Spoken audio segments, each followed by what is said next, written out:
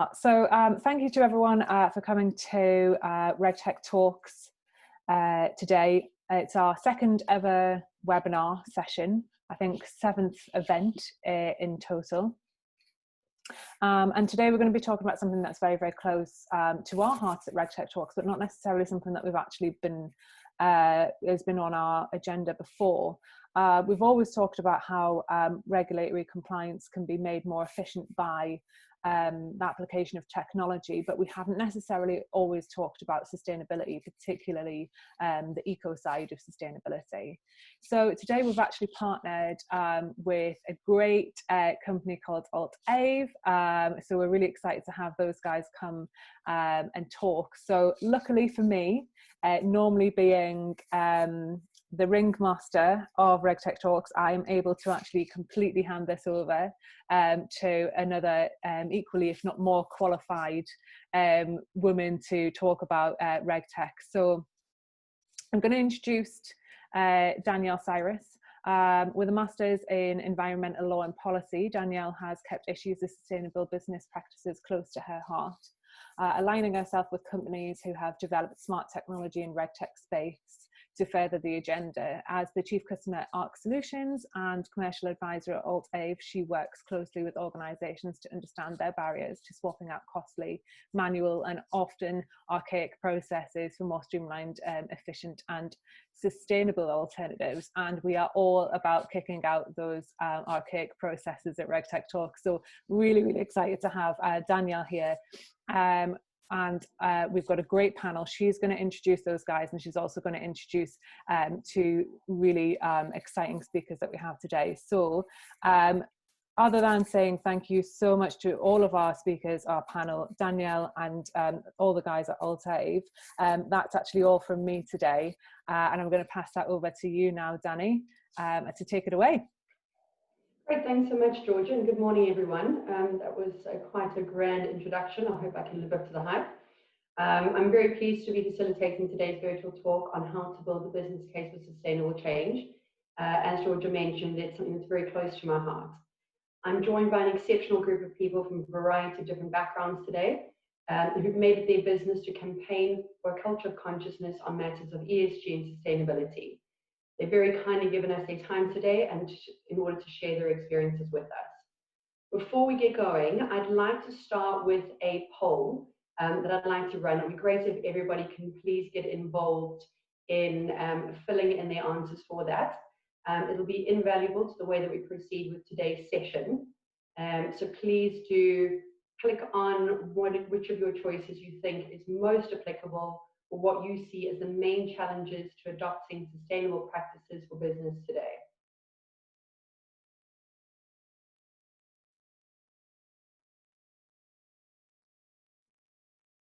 We've got a little bit of competition there with the bottom three. Competing responsibilities, costs seem to be the main ones there. Just give it a few more seconds to get some more participation in that. Costs becoming the clear winner there.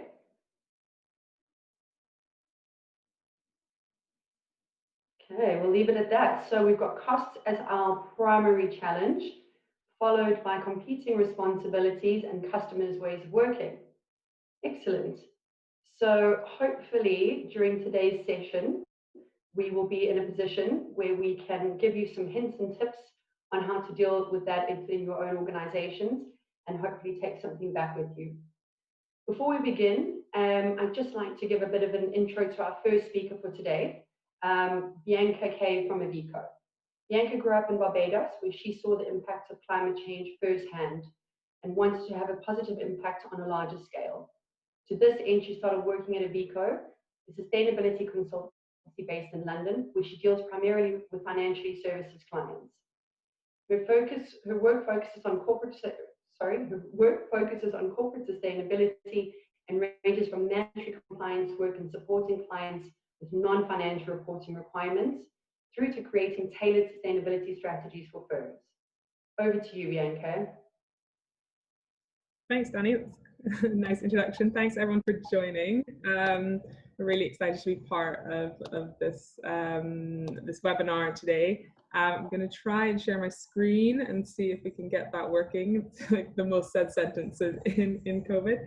1 second.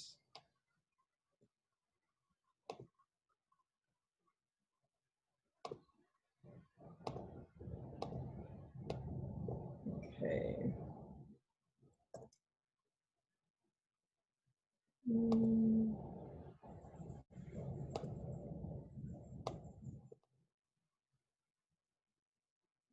Okay. So, one step ahead. Sorry, 1 second.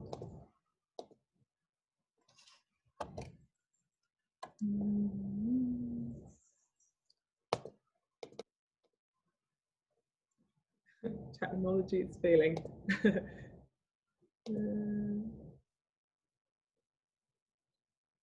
Okay. There we go. So yes, thanks, Danny. So yes, we are Vico. So we are a sustainability consultancy based in London. We help companies with a range of challenges in the private and public sector on, from, as Danny mentioned, mandatory compliance through to sustainability strategies. So we've seen such a shift in the past year in terms of what the world looks like. I don't have to tell you that. We're all kind of speaking virtually, as Georgia mentioned. This used to be kind of a live event, and now it's lots of webinars. So we've seen a huge shift, and we've got a few things here that are showing that to us, and obviously the impact of COVID and what that's done to virtual working and learning, and how that shifts it in our society.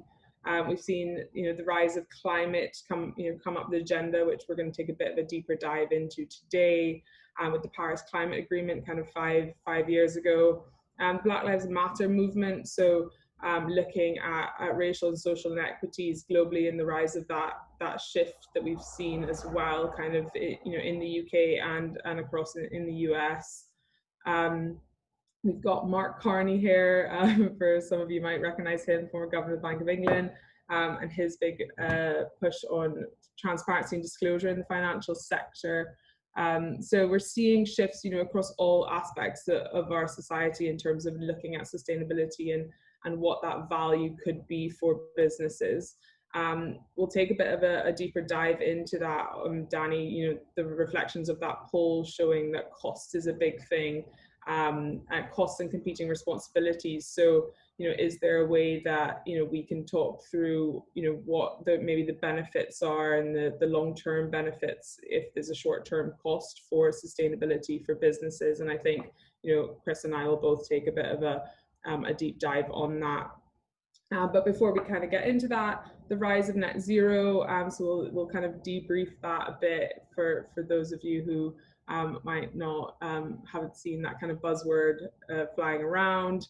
So we've got here Microsoft committing to really bold, ambitious net zero emissions targets, so reducing their impact and then taking it a step further. So what does that mean for other businesses in the space? And then finally, this EY Epic report, so redefining business value. So there's this, a big kind of focus on what it means to be a responsible business, to be a responsible consumer. What are us as consumers and citizens wanting of businesses? We're wanting more transparency. We want to invest our money in places where we think that it's going to do more good and reach more people. So what does that shift mean for businesses, and what should they do? How do we add value? And again, as we mentioned, if it's a short-term cost, what are the long-term benefits and the long-term gains on that? So a bit of a scene setter, kind of what 2020 has meant for a lot of people, or definitely in our industry and what we're seeing at Avico. I'm going to choose one of these things to kind of take a bit of a deeper dive on, but the themes really do relate, and they are really shifting the way that businesses operate. So we're going to take a look at the Paris Climate Agreement. So what this said, so this is again kind of linked to the big net zero drive, is that we had nations kind of get together and agree that climate was changing and that we needed to stop the current warming up to a level of 2 degrees above pre-industrial levels. We then had a report come out in 2018 say that that needs to be reduced to 1.5 degrees Celsius, because at that point we would have significant ripple effect. So these are the things you hear and we read in the news about extreme heat and species loss and the economic impact, the sea level rise, the food scarcity. So we've seen again this big shift with the recent US election, the kind of focus on climate, the Mark Carney increase in transparency. So we've got businesses shifting to this, well, what do we do about it, and how do we approach this? How do we have an impact as well? So that's been given us the Rise of the Science-Based Targets initiative. So this is a group initiative and call to action to have validated targets to reaching this 1.5 degrees level at a company basis. And it's now expected by businesses, by clients, by investors in a post-COVID world. So, what are businesses doing about climate change and about the impact they're having? How do their activities, take us to a better world? So we've got the Paris Agreement that sets this up. And then we've got the rise of net zero. So net zero is a commitment that would say that you take the emissions that you produce and you effectively remove that. So you are effectively a net zero emitting business. So the UK and France have committed to national net zero targets by 2050. So in the next 30 years, as a nation, we will have to reduce our impact. Now, what that means for businesses in the private sector is that they will have a part to play in this, and it's not fully altruistic and maybe for the best the environment at heart. There's always kind of other things that go along with this in terms of benefits to business. So whether that's increased shareholder value or reputation, whether that's reduced costs yourself in the long term. There's a lot of benefits to that, but the private sector does have a huge role to play. We've seen commitments from companies committing to net zero rise threefold over 2020. We've got over 1,500 companies globally committing to that ambition. So, again, there's been this huge shift, and we've really seen that out of Vico in terms of what our clients want, kind of shifting from this kind of state of compliance into championing sustainability and climate change. What we've got down here in this graph is a bit of a highlight of a business of ours and what that would mean for them to go net zero. So we've got a business which emits this much carbon every year, and that is made up of the activities that business undergoes. So we've got energy, so that's 30% of their emissions are from energy in their offices. I'd say 58% is from business travel, so flying people, trains to see clients and that kind of thing. So a large portion of their emissions are travel. And then we've got this bucket of other at 12%. So again, this is one of our clients we report on. And that other is what that slice of the pie we're going to talk about today. So that includes emissions from paper. So as you can see, depending on the type of business in the sector that you're working with, this profile will shift quite a bit, but this is a financial services client of ours, where their energy emissions, they've got to take this 8,000 tons and reduce it over the next 10 years, and based on their climate commitment. So the energy that they consume, they might switch to renewables and to reduce this piece.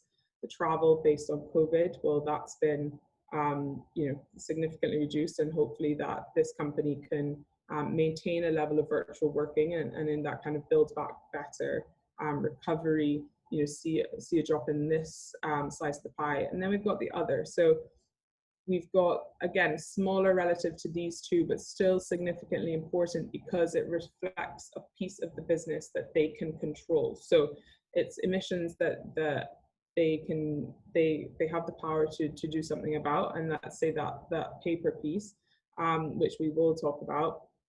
So it's paper and water and waste and that kind of thing. And the emissions to get to a net zero emissions target over the next 10 years, they have to reduce each of these pieces. And what Chris will kind of talk a bit more about is this piece on paper, where businesses need to take that and action that they can control and they can reduce their impact, right? So we've got an emissions impact from paper here, but we've also got the associated deforestation impact that paper provides. So it's not only emissions that we're talking about and climate change, which again is part of this bigger piece of the puzzle, but it's what consuming paper and does to cutting down trees and deforestation, and the impact that has again on the wider climate piece and our net zero ambition. So businesses have a huge part to play here, and obviously this profile will shift for many different companies, but this is just a bit of a snapshot of one of our clients and what we're seeing with them. Finally, what that means. So where are businesses on their journey, and what should they do? So we've got our kind of comply, compete, champion model here at the moment, where we see lots of businesses come to us across many different sectors who don't know where to start, don't know how much it's going to cost them, don't know how this can be beneficial, and we tend to work through this model with them. So the first step to reducing your impact or understanding is to understand that you can't manage what you don't measure. So and most businesses have to comply with mandatory non-financial reporting regulations, especially here in the UK with the so we've got our comply, where you manage that and you report on that, and then we've got our compete. So that's our next phase. So where you take that data that you've been recording, that your energy, your travel, your paper, and you then make informed decisions. So that's what we really want to talk about now. So okay, we know we consume X amount of reams of paper every year. So how can we reduce that? Do we need that? And then how can we communicate this positive shift, to our stakeholders? And then finally, the champion. So looking at that net zero ambition, thinking about how this all ladders up to a reduction in emissions at a company basis, but also at a national level when thinking about the UK, and then globally again, kind of reaching those recommendations of the Paris Agreement for 1.5 degrees Celsius of warming. So a bit of a whistle-stop tour through what net zero means, what we're kind of seeing in the space, what this means in the financial sector, what this could look like for a typical business that we see, and then where on the journey businesses are to then reach those ambitions internally. So I'm going to hand over to Chris now, and let him take us through a bit more about what AltAv are doing about this. Great, thanks so much, Bianca. And it really is quite unsettling how something as innocuous as paper can have such a massive contribution to carbon emissions. I'd be interested as well, when Chris is speaking, to hear a little bit more about the postage and printing implications of that as well. So just to give a bit of an introduction for our next speaker, Chris. Chris Mansara is the founder and CEO of a company called AltAv. It's a reg tech company born on the back of the fact that financial services firms contributed a whopping 4.2 billion documents to the total output in 2019 through the distribution of regulated documents to their customers. Recognizing there had to be a better way, Chris founded a platform which uses state-of-the-art technology to solve a complex problem in a simple way that also has a hugely positive, sustainable impact as well. Over to you, Chris. Thanks, Daddy. Thanks for the introduction, everyone. It's so great to have so many of you join us. And I was trying to share my screen while you were talking, so I'm not too sure if I've done that properly, but bear with me a second as I just pull up a few slides that I'll take you guys through. So just bear with. Okay, you should be able to see my PowerPoint now. I'm not too sure if you can see just my page or whether you can see the whole. Danny, maybe if you can feedback. It looks good, Chris. Great. Okay, brilliant. Okay, so as Danielle mentioned, we are a RegTech company. We use blockchain-based technology or distributed ledger technology to streamline customer communication. And when we talk about customer communication, we're talking about regulated customer communication. So I think the starting point for Alt-Av and the reason we exist is born out of a simple question. And that is, why do financial institutions still spend billions of pounds, a plethora of man hours and forests worth of paper to deliver documents to their customers? Like all good questions, there isn't a simple answer. As Danny mentioned, I think the UK banking sector sends out about 4.2 billion printed documents on an annual basis, and this was taken off a report by EY that they released at the end of last year. Now, we've seen some amazing strides over the last few years, and certainly that's been accelerated through COVID. But in reality, as an industry, we're still heavily reliant on paper. And of course, this has a massive impact on our environment. So it's not just, as Bianca mentioned, it's not just about the production of paper itself. You've also got to consider the printing and the postage, and both of those contribute to carbon emissions. And one area in particular that has been really slow to transform is the distribution of regulated documents such as T's and C's at the initial stages of product completion, but also NOVs throughout the product's life cycle. And from our experience, this is due to a number of factors. The first is competing priorities, and I know we'll come back to this a little bit later and unpack this with the panel. But essentially, the first one on top of that list is customer journey versus trust and security, and that was fed back in the poll now. Essentially, what happens is you've got often a smooth customer journey is often at odds with protecting the customer's interests. So what we need to do is we often need to put in place sort of inconvenient onboarding processes to make sure that their best interests are adhered to, or that we serve their best interests. The second one is around digitalization costs versus ROI. And again, Bianca alluded to that. What we see here is, especially with clients with a smaller client base, is often the ROI doesn't warrant an investment in the short term. And so what we see is this digitalization piece being deprioritized. And then thirdly, we have legacy systems versus new technologies. So in this case, we have firms that we see, particularly the larger firms, struggle to maintain existing technology and then integrate new ways of working. So what often happens is you feel like, okay, we've done this piece, and we move on to the next piece, and trying to integrate new ways of working is sometimes a barrier and difficult to do. However, all of this is underpinned by regulation. And there are two key regulations that when it comes to T's and C's that have seen the industry slow to adapt. The first one is that the FCA stipulate that terms and conditions need to be delivered to customers in good time. And secondly, to protect the integrity of the documents that we're sending to the customers, that they're either distributed in paper or one of 6 digital durable mediums. And then they go on to outline what those digital durable mediums are, and it's here that we start to run into some complications.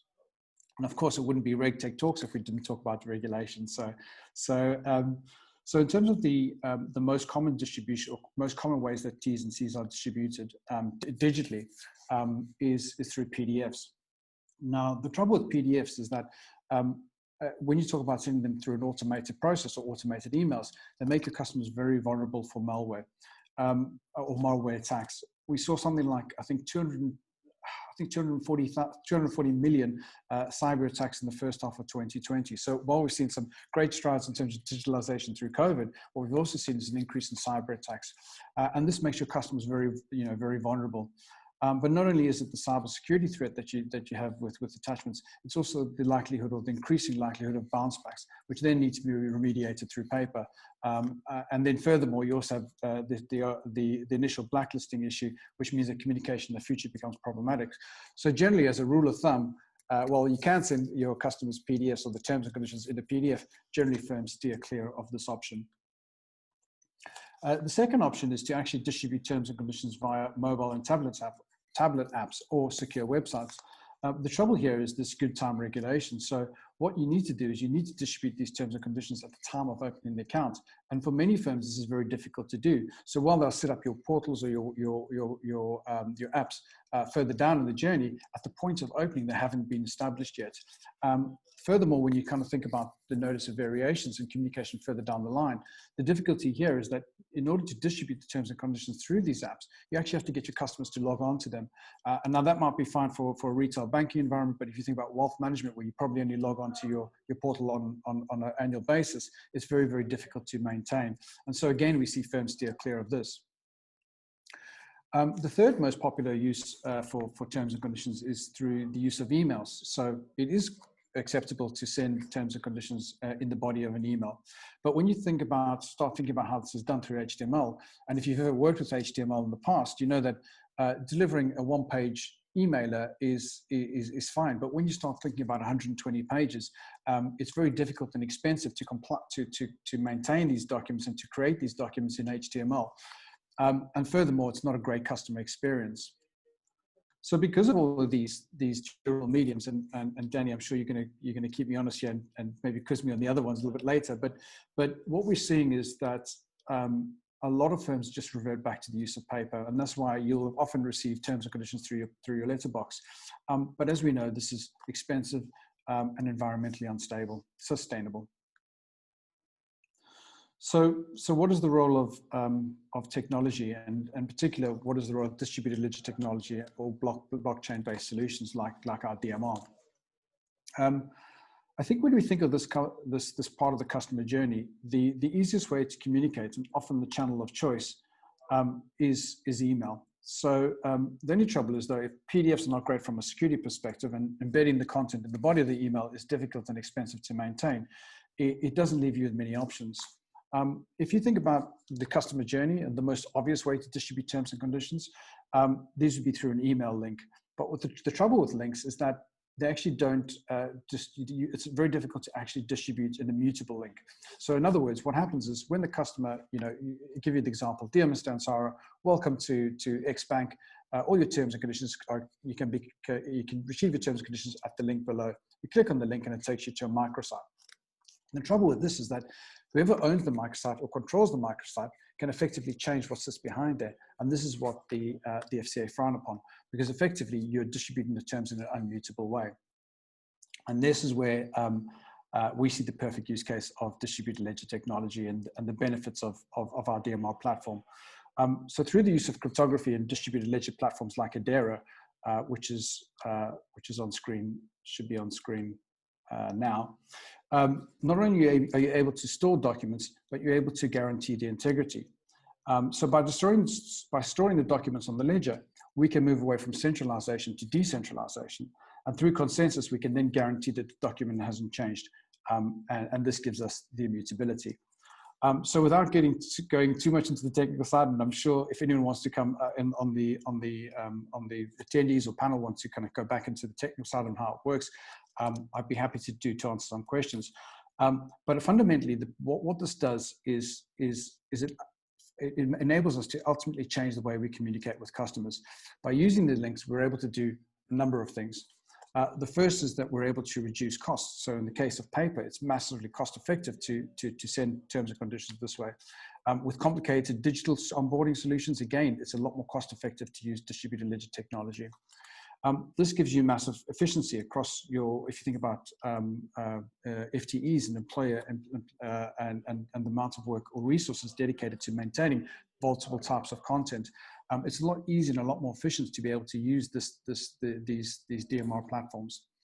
And then thirdly is governance. So if you think about smaller financial firms like IFAs, where a lot of the distribution of this documentation is done manually because the automated part presents a security risk, you're able to automate the solution and therefore ensure that the terms and conditions actually are delivered to the customer.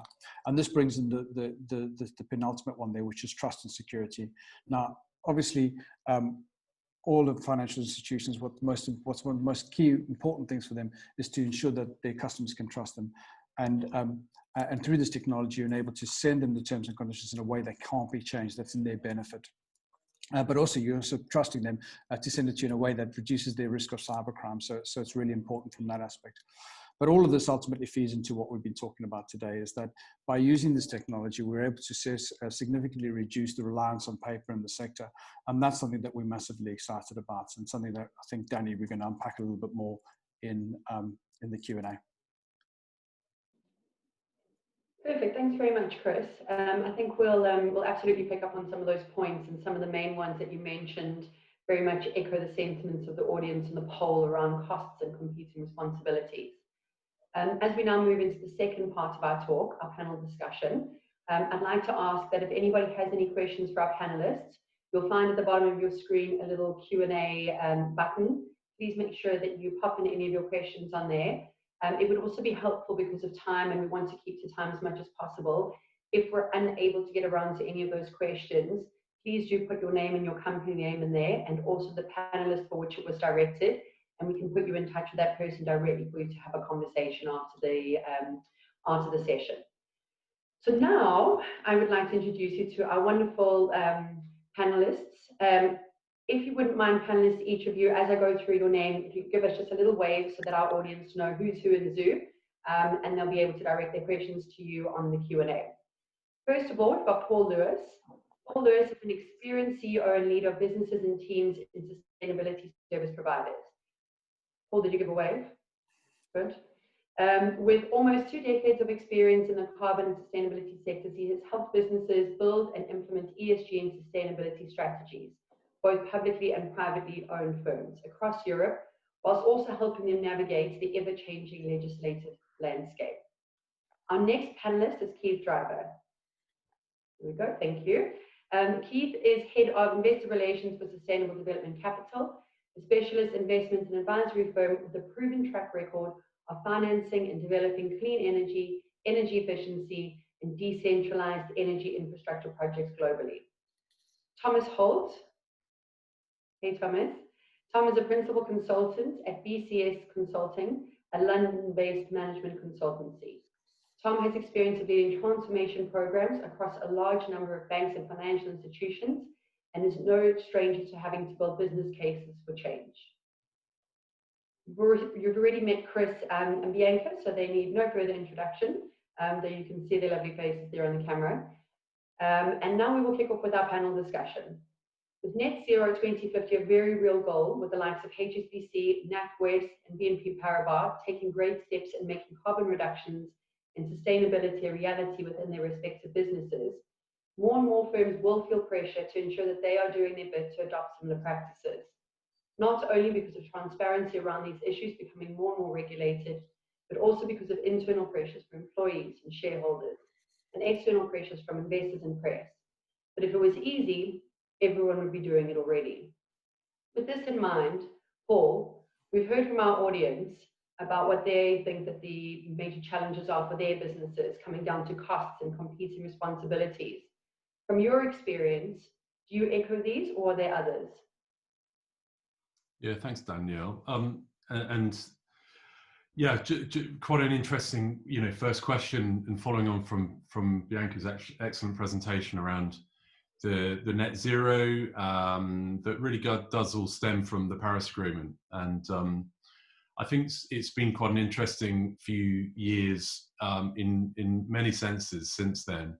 I was actually at the next COP UN conference of the parties in Marrakesh, which was all about the transformation from the intergovernmental agreement into business. And I woke up the morning of the event and to hear that it wasn't Clinton that got into office, it was Trump, and there was a big hush across the whole COP. And I think since then it's been quite a remarkable and challenging environment.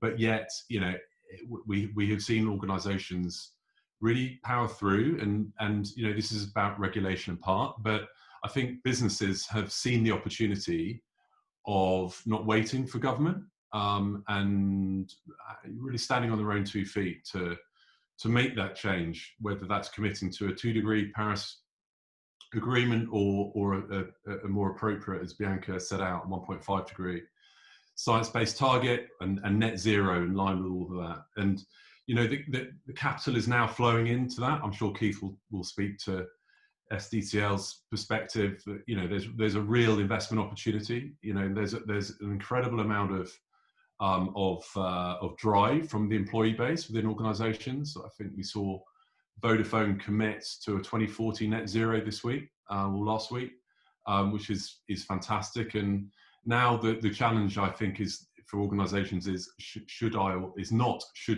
shouldn't I commit?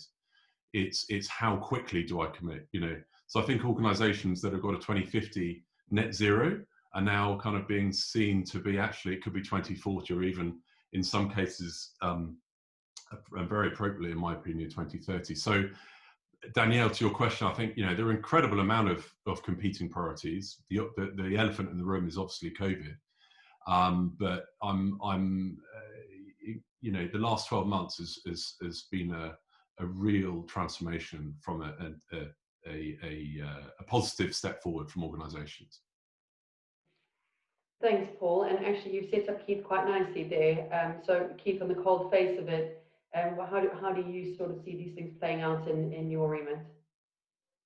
Excellent. Well, thank you ever so much for inviting me, Danny, and thanks for the excellent question. And Paul, thanks for setting me up so nicely. So the group I work for, Sustainable Development Capital, has always had a mandate on focusing on investing in projects which deliver sort of sustainability along with sort of returns. In our long-term perspective as a group, and this sounds a bit wishy-washy, but if you really think about it, it's true. If it's not sustainable, it's not commercial. And the reverse of that is true. If it's not commercial, it's also not sustainable. And I think those things need to be looked at sort of as working hand in hand. If we look to sort of the government legislation around this through the United Nations pushing this for a long time, that's threaded through to the investment world through something like the UN Principles for Responsible Investment over the past few years. But realistically, it's only been a lot of lip service has been paid to it over the past 10 years since I've been in the industry. But in the last 12 months, certainly at the beginning of the year with groups like BlackRock finally standing up and sort of saying ESG measures are going to be absolutely essential for long-term portfolio management going forward, we have really seen a cementing of people's fine talk that we've had through the years. And that's been a really positive thing for the industry. Whether it lasts or not, we've had a couple of false dawns in the past, so it remains to be seen. But there really is a long-term engagement piece, I feel, on sort of ensuring that there's more sustainability in companies and ultimately in people's investment horizons and investment profiles, which is a big positive. Again, speaking to how that's realised on a day-to-day basis, we've also seen sort of great strides to be being made in the last 10 years. There are plenty more to come. One of the things that SDCL focuses on is investing in energy efficiency solutions. That's providing solutions that reduce people's energy demand and energy requirements within industries. That can be, something like the example Bianca gave of a financial services company. Something like 40% of their carbon output is based upon the energy that they use. And that's pretty much standard across the finance industry. It's something like steel manufacture that's going to be a far higher amount than that. And these are some of the key areas we need to engage in to ensure that more efficient supply of low carbon technologies and energies can be sort of put into these pieces. As I say, that steps are going ahead in that. When I first started banging on people's doors looking for capital for this 10 years ago, 2% of the world's 2% of the world's light bulbs were energy efficient LED lighting. That's about 70% now of all the sort of new equipment that's installed being efficient. We're also seeing sort of far greater corporate-led procurement of clean technology energy, be that through sort of corporate power purchase agreements, which ensure that there's no nuclear, no coal, no gas-fired power stations providing their power to them. That's been led by very, very much the West Coast technology groups like Apple and Google. And we're seeing that translate further and further into more sort of run-of-the-mill groups over the past few years as well. And I think that's going to be a key area for us. On a sort of more I don't want to call it boring, so I think it's actually quite an exciting piece of what we can do on a day-to-day basis. Energy efficiency is actually something relatively simple. I'm not wearing a scarf indoors, but I certainly don't have the heating on. And all of these minor incremental pieces that we can actually add together as businesses can really help with us. I don't know if anyone saw, I'm looking at Bianca perhaps for this, over the course of the weekend, there was an article in the FT that spoke about, and actually going back to Chris's point on some of the technology that we're using and the reduction in, or the increase in sort of the uptake of paperless offices. For every email we send, every email that you send to a group that says, I don't know, thank you, it's 0.3 grams of CO2 per email that you're actually sending across there. If the workforce of the UK is about 33 million, if we all sent 2 fewer emails of that nature every year, we'd actually save 7,000 tons of carbon, which is quite an astronomical amount when you really think about it and think about all of the sort of meaningless thank you CC to 200 people, which I'll be honest, I'm very guilty of, as I have that wonderful Catholic guilt thing, which means I have to apologize or thank anyone for everything at all times. But it's minor incremental changes like that that will actually see us developing what we call as a group negawatts. I know that's a bit of a sort of hackneyed term, but that's actually the energy that's doing more with the actual energy we're using at the moment, as opposed to sort of looking to create new energy to service our ever-growing sort of requirements for further energy. Actually, reduction of the demand of the energy that we actually use, I think, is a key and very powerful tool that we have in looking to combat climate change through energy efficiency. I think we're all singing from the same crib sheet about why these aren't necessarily being pushed to the fore. I think the term silo has been used within this group this morning, and that's certainly the case. We see a number of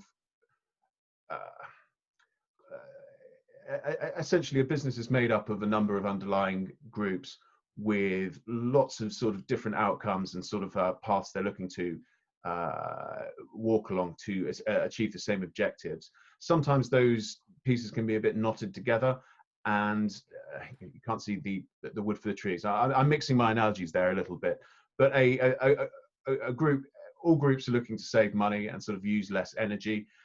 Finding a way to sort of provide that on a holistic basis is very challenging. Facilities management don't talk to finance, finance don't talk to the sustainability side, and getting an approach where you can get all these groups to sort of knock their heads together is absolutely essential in moving forward on this. That normally takes an approach to the CEO or certainly the C-suite level, which can be a bit challenging because they've got other things to do, especially with things like COVID on the horizon at the moment. But as soon as you can really sort of reflect that there are cheaper as well as cleaner and even more reliable sources of energy out there, that can normally get people's attention, especially the cheaper piece. If we can sort of like push financial return as the sort of primary objective, and then sort of back that up with a second bottom line, which is cleaner and more reliable, that's always a good start. You're absolutely right. Thank you for that. And it's a really interesting perspective as well, obviously being on the cold face of things. I'd also like to say that if we're honest, probably one of the reasons why you're warm could also be that moustache, although I realize it's in furtherance of November. Maybe if we all grew a moustache, maybe it'd all be a little bit warmer and more energy efficient. Right. Thank you for clarifying that to everyone. I felt like we had to talk about it. Great, and I actually think that's an excellent opportunity for Thomas, who I know deals within the transformation space. And I mentioned this before, obviously he's no stranger to having to deal with these competing responsibilities. And you mentioned there, Keith, about getting different buy-ins and breaking down silos and dealing with these competing responsibilities. Thomas, could you give us a little bit of advice about how, from your perspective and within your own business and through, obviously going into clients, how does that work in practicality? Yeah, hi everyone, and thanks a lot for having me along. Really interesting points made by Paul and Keith, and I can definitely echo. In my experiences, financial institutions are definitely taking the sustainability elements more seriously as they're planning their portfolios. That's certainly something that I'm seeing. I do agree with the point that Keith made, because when you're pulling together a business case, generally the business cases that I've seen that have had sustainable elements that have kind of shone, and they've gone through and got the funding and mobilized quickly and had good support across all the many silos that you get within a bank, are those that have got like a number of different benefits all packaged up together. So I think that's one of the things that I like about Chris's alt-av solution is, the fact that you've got obviously a sustainable element to it, but in addition to that, you've got the reduction in costs. In addition to that, you've got the increase in security and trust. So I think when you've got those programs that kind of tick all those boxes, then definitely they seem to be carrying a lot of weight and getting the funding that they're asking for. I think where it remains to be seen a little bit for me, certainly in my experience, is where you have a program that has a strong sustainable element, but it's not reducing costs. It may actually be, net costs are the same, or perhaps even an increase in costs, which is something that we may see. I think that's obviously it's a tougher sell, and I think it'll be interesting to see if, because of the pressure that banks and financial institutions are starting to see to move the dial on some of their ESG metrics, it'll be interesting to see if some of those requests start to get funded and start to become delivered through transformation programs. So I'll certainly be watching with interest to see if that happens. I think just to touch on a couple of the points that were mentioned, I think as Keith mentioned, one of the challenges always with transformation programs is you have these silos, they have different objectives, you have competing priorities within the organization that can make it really hard to get things moving and get things done. I think, a lot of people do have a social conscience these days, and they can rally around the idea of a program bringing in real sustainable change. So, one way that I've seen projects do this well and really win hearts and minds of the different silos within the bank is by tangibly working out what the success measures are from a sustainability perspective that their project or program will deliver. So if we take the paper and packaging analogy, if you've got a project which is moving things from paper, moving them onto digital correspondence, to actually go through and work out, okay, so how many pieces of paper is that going to reduce? Therefore, how many trees are we going to save? Therefore, what's the impact on our carbon emissions? And then defining those metrics and explaining that to everyone, all the different stakeholders and groups within your program project from the outset, I think is a good way to kind of, buy some goodwill and win hearts and minds, and hopefully smoothen the path for a successful delivery of your project or program.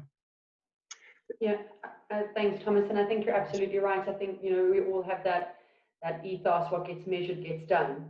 And I think that's really important, that when you are putting together these business cases, that it's all very tangible and data driven, because there's no point, putting out solutions out there if nobody can really see what the real win-win on both sides is. On that note, actually, Bianca, I know you've been working with a couple of clients on this, about really trying to help them understand, the small wins that they can do within their business. But obviously, as we all know, within this industry, there's a lot of legacy, there's a lot of the way we've always done things and that sort of thing. How do you manage those conversations, and how do you break down those barriers and that sort of thing within your remit? Yeah, that's a really good point, Danny, and it is something I think you see typically with financial institutions. I'd say, if I can point a finger at the sector, versus maybe the fashion industry or whatever, there's, they're older, they're kind of more rooted in process. As Chris alluded to, this regulation is not necessarily paper specific, but paper is a default option. So suddenly that's where it lands as an easy kind of get on that side. I think before I even get into that point that you're making, I think the closing the loop piece is what Keith mentioned and Tom was alluding to as well, how we get groups of people within an organization to speak to each other, and also not get committee overload, which we also see, assign a committee to everything and then suddenly it will get done. And I think, there's something in that where you'll get one part of the organization. So we've got a client who don't procure renewable energy at the moment. So the facilities guy, he doesn't buy renewable energy, but the company secretary pays for the carbon offsets at the end of the reporting cycle. So they've got to offset the carbon footprint, and so that comes out of his cost center, doesn't come out of the facilities guy his cost center. And suddenly you've got a point, well, what's the opportunity cost? Why haven't we how have those two people not spoken to each other? And sometimes it takes an external person to come in and say, well, hold on, have you thought about the benefits of point number one, the renewables, versus point number two, the offsets, and how much you're actually having to pay if we joined kind of that financial piece up and looked at the cost benefit at the end of the year. So I think there is kind of a big argument for a forum and of some kind. I think sustainability officials are suddenly becoming more prevalent in larger organizations where they didn't have sustainability teams before. So I think, to be honest, appointing someone to be that person is a good first step to then start to look at these things internally, and whether that's an external kind of consultancy or that's an employing a specific person, it does show a commitment to this agenda. And I think that does help in kind of thinking, as you mentioned, those easy wins. So do we need to print that much paper? Can we buy renewables? Has anyone had the conversation? I think it's about asking those questions internally and being not afraid to challenge old ways of thinking, which is easier said than done for sure. But I think, as Paul was also alluding to, the big shifts that we've seen over the past few years, I think that's really, that gives people internally, young people maybe who've just joined organizations, leverage to kind of challenge why we've always done it is never a good reason to do anything, I think. So I think kind of opening the dialogue, I think, is a key one that we're seeing. And then I think, as the last point I'll make on this, is the building that business case and making sure that that's tailored to the organization that you're working with, and also and looking at, again, those competing priorities and seeing how we can get the different parts of the team on board for a shared agenda, which I think more often than not, the priorities aren't as competing as we think. The facilities manager and the company secretary aren't at odds as much as they think. They're just carrying out their kind of day-to-day functions and maybe not speaking to each other as well. So funnily enough, a big thing that we see is just maybe internal comms on this agenda is really helpful. I can see Keith nodding furiously there. It seems like something that he's well aware of. Yeah, the internal comms piece is very interesting. What we've had for a number of years is corporate pension funds with a very high level of ESG in their investment strategy, working for firms which are completely sort of not dead against, but are completely sort of cloth-eared when it comes to sort of the idea of improving their ESG standards internally, and that's still quite a commonality. I mean, being able to push the direction of your pension fund is one thing. Being able to push the internal practices of a group can be a bit more challenging. Thanks, Keith. And we've got a couple of questions here from our audience, and I encourage people to add some more. I've got one here for Chris and Paul. You can decide, or you can duke it out who wants to go first. So it says that you've mentioned that regulation can play a part in barriers to adopting sustainability practices. How have you seen this play out? Chris, you're unmuted. You go first. Yeah, I mean, yeah, I'm happy to go first. So yeah, just, I mean, I think obviously the regulation that I spoke to today is around durable medium. Now that's just one regulation and one aspect where, as Bianca said, the durable medium regulation isn't there to encourage people to use paper. It just becomes the default for using paper because ultimately, at the end of the day, the FCA are trying to protect the customer. Now, as a customer, you might receive a wad of paper through your door, and you might be frustrated by that. But actually, at the end of the day, the financial services firm is actually trying to protect you to make sure that you've got it. So it's not misaligned in terms of the intentions are good.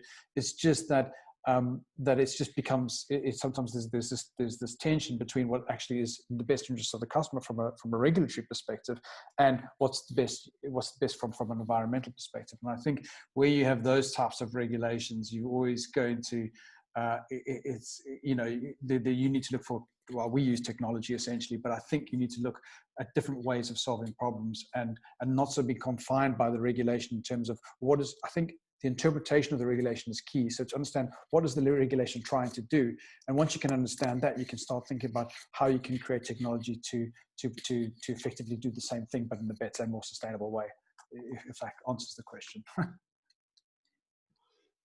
Yeah, thanks, Chris. And yeah, I think really pertinent question from my experience. And, you know, I started working in this industry 20 years ago. And, you know, I spent a lot of time building the business case for action, for something to happen. And, you know, that was often defined by regulation, by compliance. Some around the room today might remember the CRC in the early years, and you know, really it failed in many levels as a mechanism. But what it did do is create some conversation, some action, some movement.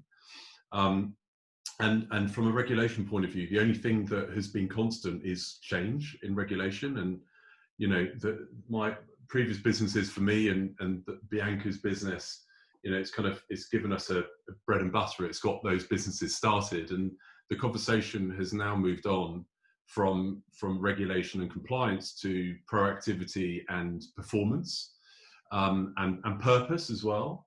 So, you know, I think, and we've seen the 10-point plan from Boris, you know, how many days ago was it? A few days ago.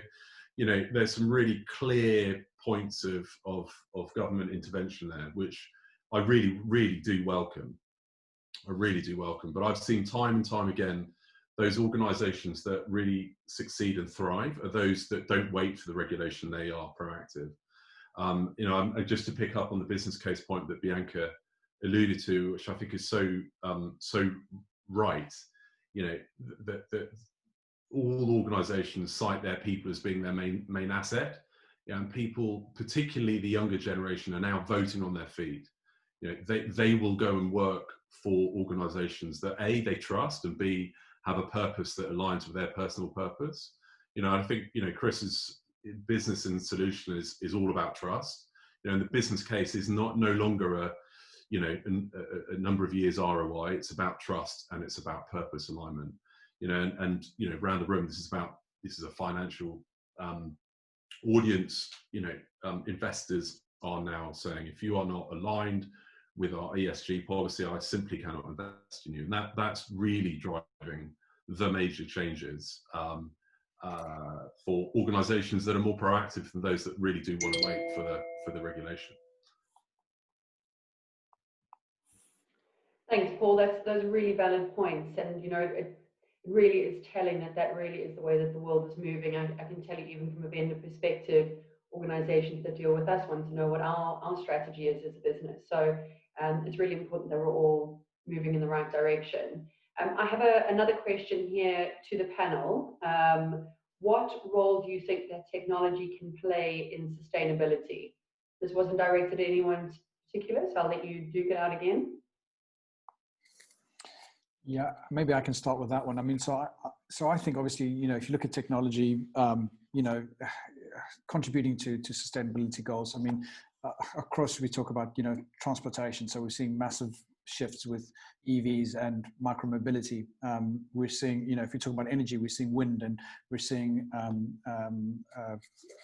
solar and various other energy sectors or energy ways of generating energy through sustainable means. But I think kind of technology is often as software is overlooked. So for me, I think that software has a massive role. And you know, Keith mentioned earlier about, you know, just sending an email and the amount of energy or carbon emissions that are responsible for sending us a quick thank you. Now that goes into the same when you start building software solutions. And so choosing and building software solutions in the way that is sustainable and economical, from efficient, is massively important. So I mean, obviously that's what we focus on. We, you know, I can talk just to software, but you know, for the likes of using distributed ledgers like Adero, they're built specifically to maximize and to be efficient. And that's really important when we start, you know, selling our solution, talking to our customers about our solutions, that actually we also take the the environmental concerns and sustainability to heart when we actually build our technology. So I think I mean, there's lots of things. It's a very, very broad topic in terms of how technology contributes, but I think the most important thing is when you build out technology and when you build out software, is you consider the environmental impact, and that's a good starting point for me.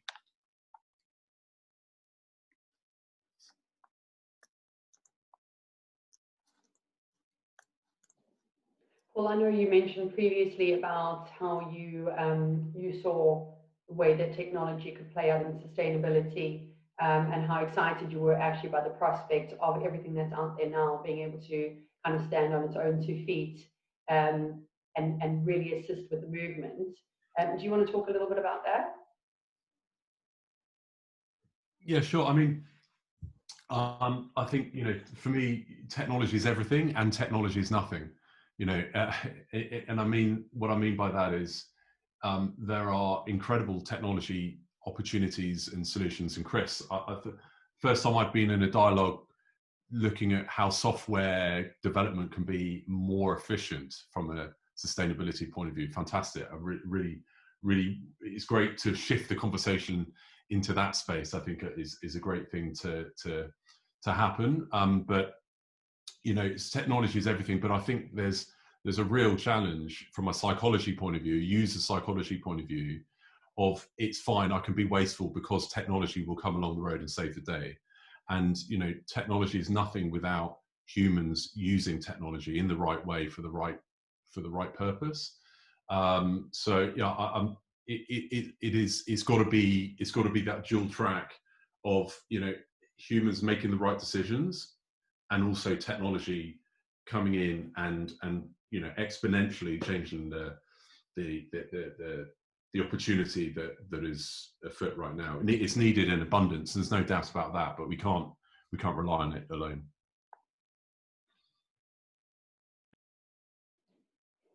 Perfect. Thomas, did you have anything that you wanted to contribute to that? I know in your sector in financial services, this must be a constant question that you get asked. Yeah, it is. I mean, one of the interesting things from my perspective is like how technology can help us to measure success in terms of delivering sustainable projects. Because I think that's one of the hardest things, certainly when you're, you know, plotting a business case and you're, you know, trying to drive forward a project, is like, okay, so how can we actually, what are our success measures and how can we measure against those? And I think what we're starting to see is new technologies come along that are able to helping us to be able to do that better, and hopefully that's something that, you know, that we'll see more of over the coming years, because that will help us to, I think, get more sustainable projects through the kind of ranks and mobilising up and running banks and wealth management firms. Perfect. Thanks very much, guys. Sadly, as much as I really want this debate to continue, because I think there's some really great perspectives here, we are a little bit over time. So we're going to start wrapping things up. First of all, I'd like to thank everybody who attended today's webinar. We really, really appreciate it. Hopefully you have got some real pointers to take back and use practically in your own businesses. I'd also like to thank all of our speakers and panelists for taking the time today to contribute. I think it's been really, really valuable. I know we've probably all taken something away from this, as I say, that we can use practically, which is always the benefit of these sorts of things. And then finally to RegTech Talks, Georgia and the team for making today possible, and for helping us in putting this all together. So big thank you to everybody.